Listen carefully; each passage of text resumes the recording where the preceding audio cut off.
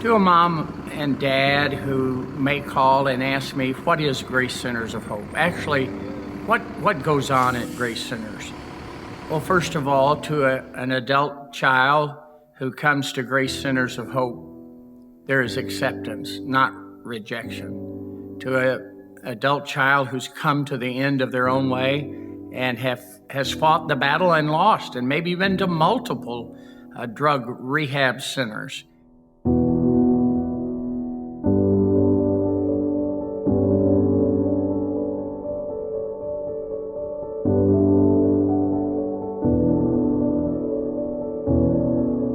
It doesn't take much to add on that and compound, and you believe you don't have a purpose, you're worth nothing, when God says He's got a plan and a purpose for your life.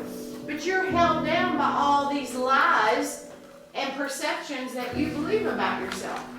What is your biggest fear of sharing your inventory with another person? What positive changes have happened in your life due to sharing your inventory? Hey, just be honest. I mean, if you think this is hooey, share that tonight at your table tonight, all right? It's better to be honest about it and pray about it than to just fake your way through it. And so I think the difference between a 30, 60, or 90 is that you get into that discovery phase and you maybe start to practice some of those behaviors. However, in that short span of time, you don't necessarily have time to put those into practice as often as you may need to. Whereas the longer the program is, such as a year, you get more time and you give more attention to those things that you have gleaned along the way. Oh, well, it's kind of hard to talk about. Right.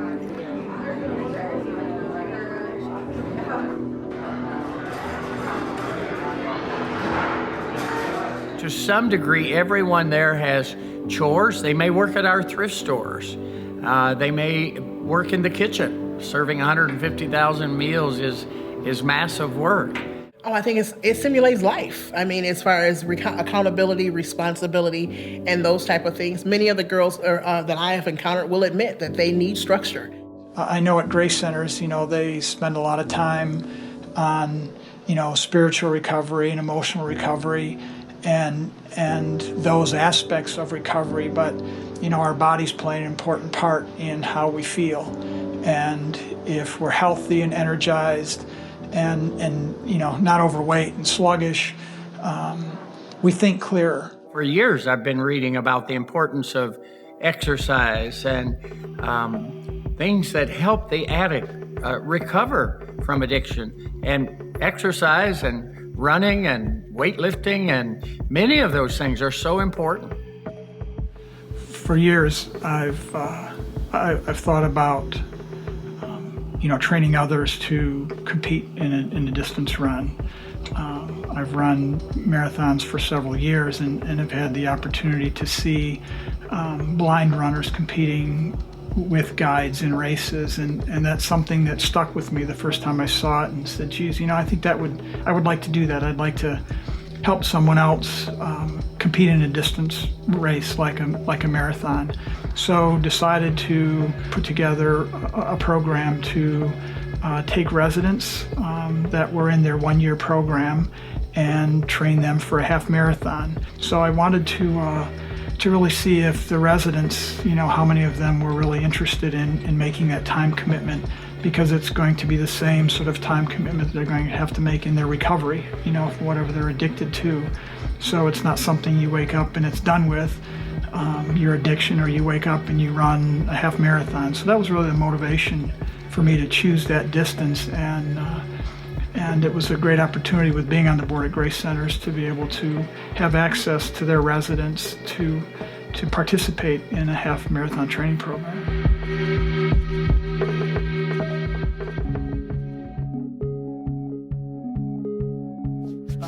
Glad to see you're all here. You've already made the hardest decision because you showed up this morning. So that's probably the hardest decision you're going to have to make in this whole process. There will be approximately 6,000 runners, so this isn't a small race. So rest assured that you won't be the first person to finish and you won't be the last.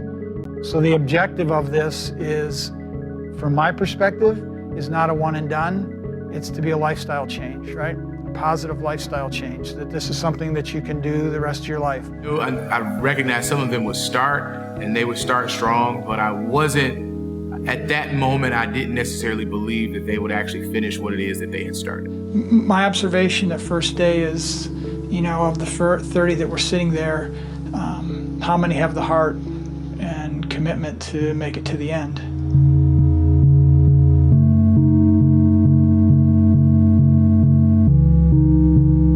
All right, let's all get together real quick. So here's the program for today. We're going to work out for 30 minutes.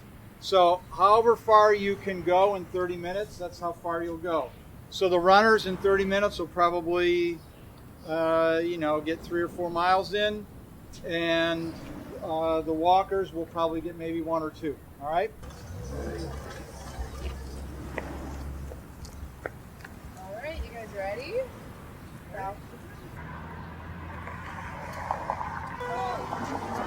Okay, let's go.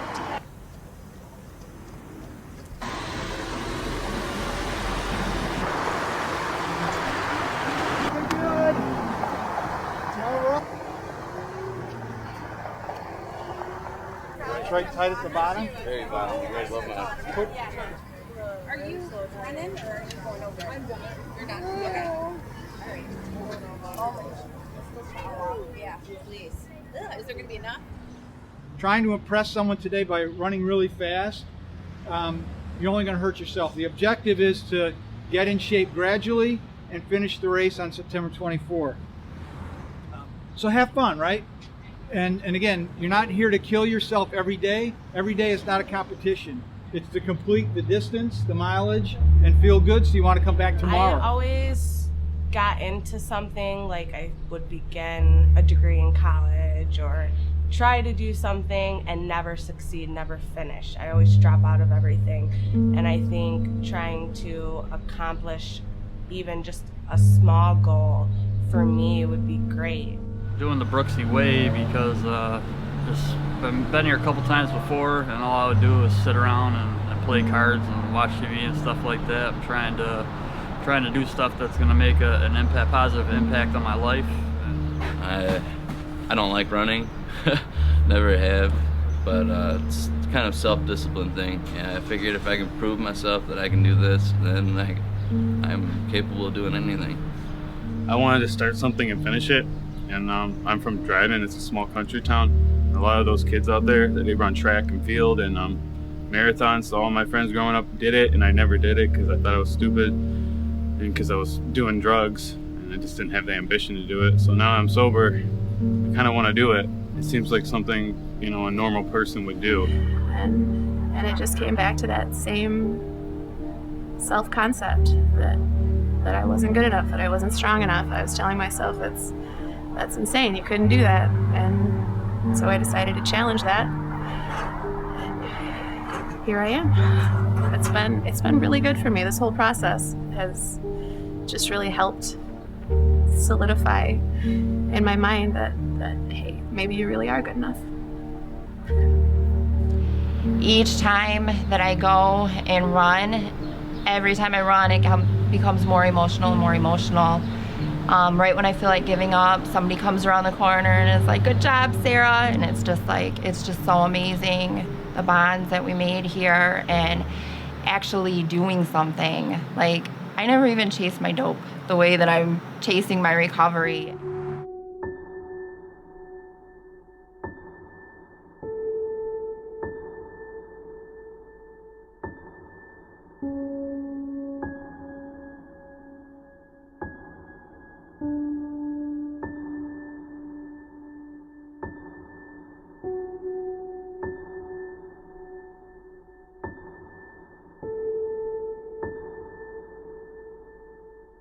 I was running, I was talking to Terry.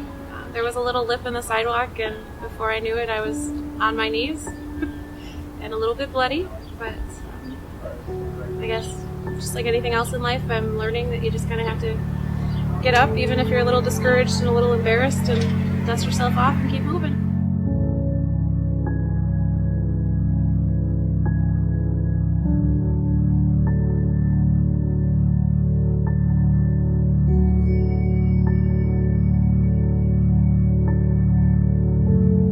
just getting their life back in order for themselves and for their children or family, whatever their situation is. I think that's the hardest struggle for them, is putting that into perspective, and how getting up in the morning and going out with the other residents and the staff that help train them, that became very important to them, and would put their personal struggle with their addiction hopefully in perspective, and let them think through some things.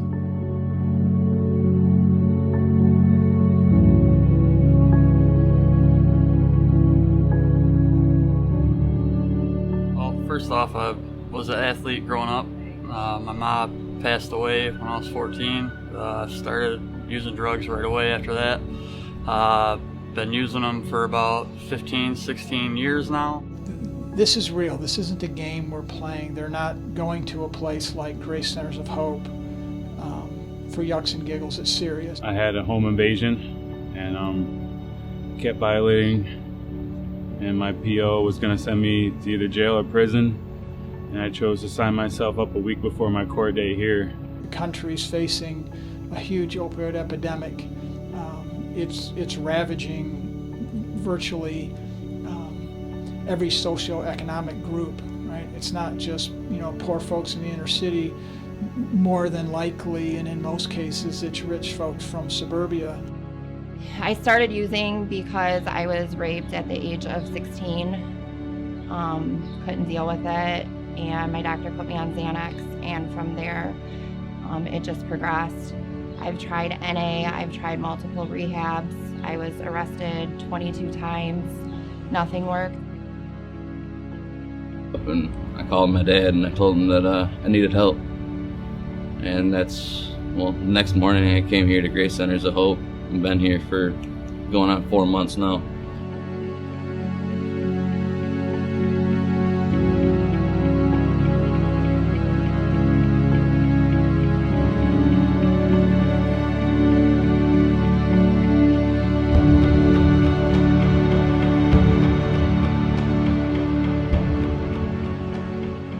Whether you're in a recovery program or not, it's what we can learn from them is that we are capable of anything that we put our mind and body to. And for them, for years, they had their mind and bodies in the wrong direction. This made them feel a part of something bigger than themselves.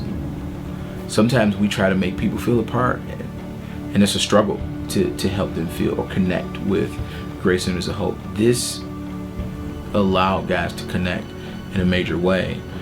Because I think it just had an incredible opportunity to show them that it is a parallel to life, that this is not just separate. This is not you're in recovery and then you're running a marathon, but the two of these can meet together and give you the ability to have that point of reference as it relates to how you proceed in life.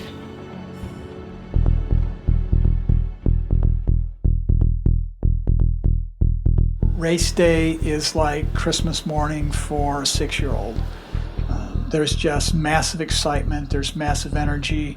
The McLaren Brooksy Way is a fairly large race, half marathon, there's 6,000 runners. So this whole park, if you will, is completely transformed into a city with tents and music and people everywhere. This is the day you've been training for 15 weeks, right? Yep. So you've made it. Congratulations to all of you. Remember we talked about on Friday, right? Have fun today. Trust your training. The Lord's blessed us with a beautiful day, right? It's cool this morning. It's going to be wonderful. You're all going to do fine. You're all going to finish. I'll be waiting for each and every one of you at the finish line with your medal. We're dealing with people that are addicts that have been counted out and discounted as if they are not valuable or can do certain things. And so to me, for a person that has maybe not struggled with addiction or had any interaction with a person with addiction, there may be a lack of understanding or empathy as it relates to that. But I think what that picture can be painted can be huge in that these women and these men who have participated in this marathon have done so in a very adverse time of their lives.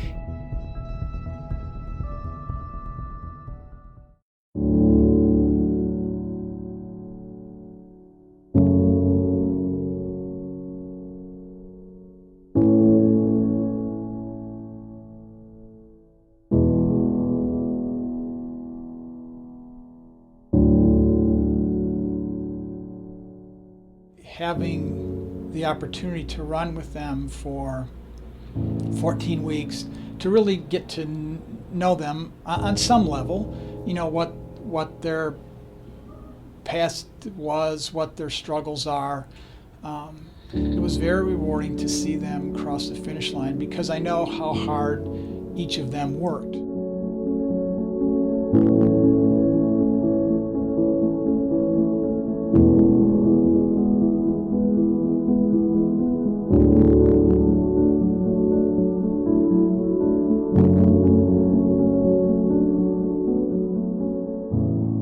Been here a couple times before, and all I would do was sit around and play cards and watch TV and stuff like that. I'm trying to do stuff that's going to make an positive impact on my life. Yeah, I figured if I can prove myself that I can do this, then I'm capable of doing anything. So now I'm sober, I kind of want to do it. It seems like something, you know, a normal person would do. I just want to start something and finish it.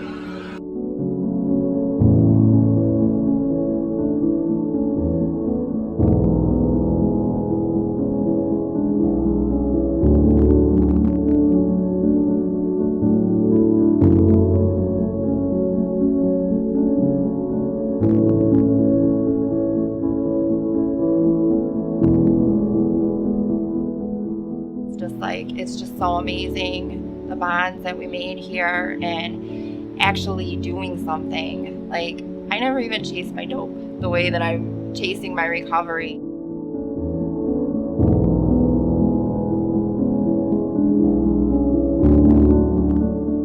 For me, this whole process has just really helped solidify in my mind that hey, maybe you really are good enough.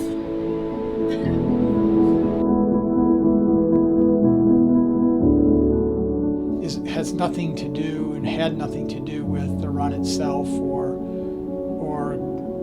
completing a half marathon. It's not. This isn't a story about running. This isn't a story about addiction. This is a story about recovery.